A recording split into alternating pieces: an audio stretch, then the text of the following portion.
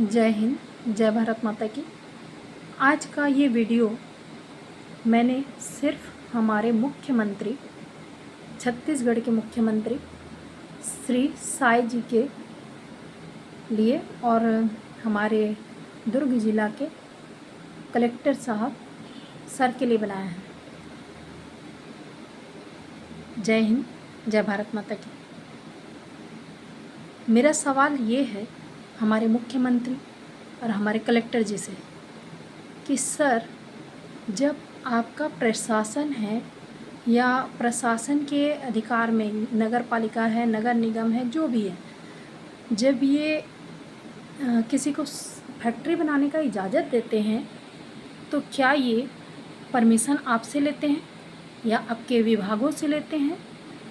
और जिन विभागों से लेते हैं वो ये चीज़ को देखते हैं कि वो जहाँ फैक्ट्री डाल रहे हैं वो जगह कैसा है।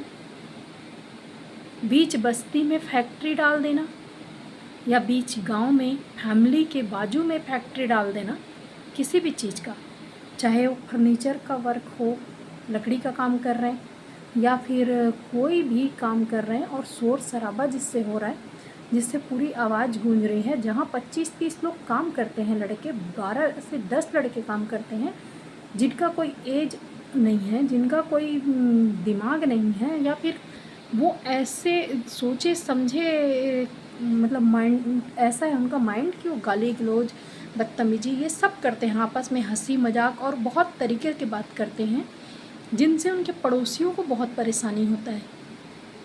क्या आप लोग सील साइन लगाते समय इस चीज़ का ध्यान देते हैं? किसी को परमिशन देते समय इस बात का ध्यान देते हैं कि हमें कैसे जगह पे किसी को फैक्ट्री बनाने का इजाज़त देना चाहिए? यदि ये प्रॉब्लम आप लोगों के साथ हो तो क्या आप ये बर्दाश्त करेंगे? आपके पड़ोस में यदि कोई शोर शराबा करता है, मशीन चलाता है, 24 घंटे मशीन चलता है, और क्या बच्चे की पढ़ाई इफेक्ट नहीं होती? एक फैमिली का 24 घंटे रहना कितना मुश्किल होता है, ये आप समझ सकते हैं। सबसे बुरी बात ये होती है कि जो मकान मालिक है उसे समझाने जाओ, इस बात पे अवगत कराओ, वो उल्टा ब्लेम लगा के वहाँ से भगा देता है और वो उसको पैसे के सिवाय कोई मतलब नहीं है। उल्टा वो उसको सपोर्ट करता है कि जितनी बदतमीजी करना है, गालियाँ देना है दो। उसके बाद जब हम किराएदार से बात करते हैं तो किराएदार हमसे बोलता है कि सबूत लेके आइए। ठीक है, यदि उस शोर शराबे में उसका आवाज़ कुछ आ रहा है, कुछ दब जा रहा है, तो हम उसमें क्या करें? आप ये बताइए कि हम किस तरीके से रिकॉर्डिंग करके सबूत बना के दिखाएं। सीसीटीवी वो लगाते हैं किराएदार, लेकिन वो अपनी सहूलियत के हिसाब से इस्तेमाल करते हैं। जब वो गाली गलौज करते हैं या बदतमीजी करते हैं, आपस में अभद्र बातें करते हैं और हम पड़ोसी होने के नाते सुन रहे हैं, और जब हम जाते हैं उनको बोलने, मना करने, समझाने, या फैमिली का कोई सदस्य जाता है तो उसको वो उकसाते हैं और बदतमीजी करते हैं। उसके बाद वो कहते हैं कि सीसीटीवी में कैद है कि आप लोग हमसे मारपीट करने आए हैं, जबकि वो उल्टा उनसे मारपीट करने की कोशिश करते हैं। उसके बाद उनका कोई सपोर्टर आ जाता है और कुछ ऐसे लोग उसके सपोर्ट में आके खड़े हो रहे हैं जो ना उसके अड़ोस पड़ोस में रह रहे, और जो रह भी रहे हैं उनको उनसे बिजनेस बढ़ाना है, उनका दोस्ती है, समर्थन है, और वो सपोर्टर आके उनके सामने ही 2 गालियाँ दे के चले जाते हैं, चाहे वो पुलिस आए, चाहे ऐसे फैमिली के लोग खड़े हैं और वो गाली देता है, और उसके बाद वो कह रहे हैं कि हमारा फैमिली बहुत बड़ा है, बहुत पैसे वाला है, हमसे लग नहीं पाओगे। साथ में सपोर्टर का भी यही बात है। और जब भी वो तमाशा करते हैं और थाने जाइए तो उसके पिता, उसके चाचा जाके उसको बचाने खड़े हो जाते हैं, आके ये कहते हैं कि आप गलत हो। जब हम घर से बाहर नहीं निकल सकते, हमारा बाहर निकलना मुश्किल हो, वो सीसीटीवी लगा के रखें, अपने सहूलियत के हिसाब से इस्तेमाल कर रहे हैं, सपोर्टर उनको सपोर्ट दे रहे हैं, क्योंकि उनको ऐसा है कि गाली दें चाहे कुछ भी करें, लेकिन वो उनके सपोर्ट में खड़े हैं। कुछ और सपोर्टर हैं जिनको उससे कोई लेना देना नहीं है, वो भी सपोर्ट कर रहे हैं। अब जब समझाने जाइए तो उनका कहना है कि आप गलत हो, वो उल्टी सीधी बातें फैलाते हैं। थाने में जाइए, वहाँ जाके उनके पिता, उनके चाचा पुलिस वाले से पता नहीं क्या बात करते हैं। यहाँ आने के बाद उनके वही किराएदार जो बच्चे काम कर रहे हैं वो चिल्लाते हैं, कहते हैं कि पुलिस चाय पानी पे लिपट जाती है। तो फिर आप बताइए कि हम कहाँ बोलें।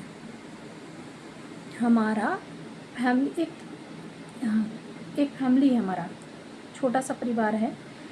यदि हमारे घर में अशांति हो रहा है, माइंड डिप्रेशन में जा रहा है उनकी वजह से और उनकी हरकतों की वजह से, उसके बाद उनका शोर शराबा हम झेल रहे हैं, साथ में वो कहते हैं कि हमारा कोई कुछ बिगाड़ नहीं सकता, उसका सपोर्टर आके समर्थन दे जाता है, साथ में 2 गालियाँ दे जाता है, पुलिस के पास कहते हैं कि आप केस लड़ नहीं सकते।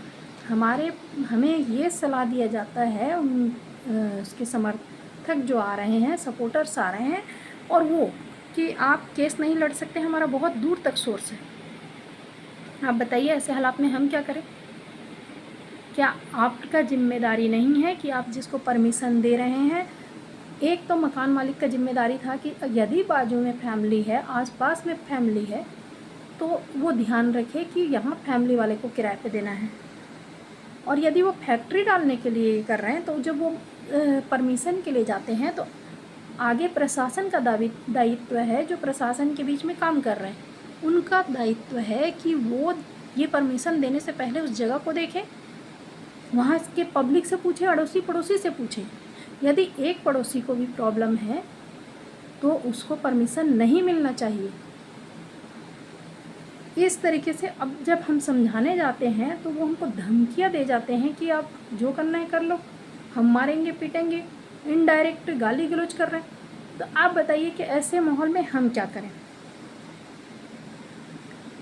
मैं छत्तीसगढ़ के मुख्यमंत्री जी से, दुर्ग जिला के कलेक्टर से बस यही सवाल करती हूँ कि आप ऐसे सिचुएशन में क्या राय देंगे, किस तरीके से निपटेंगे और हमारे लिए क्या कर सकते हैं महिला सुरक्षा और सम्मान के लिए।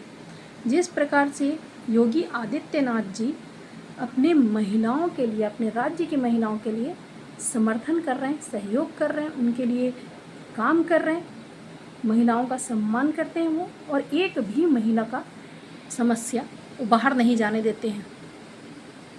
अब हमारे छत्तीसगढ़ राज्य में हम अपनी जो राज्य की महिलाएं हैं, नारी सम्मान और उसके सुरक्षा के लिए हमारे कलेक्टर साहब दुर्ग जिला के और छत्तीसगढ़ के मुख्यमंत्री जी सीएम साहब, साथ में एक मेरा और सवाल है कि यदि हम इतने शोर शराबे में रह सकते हैं तो आप भी ऐसे ही किसी जगह का चुनाव करें।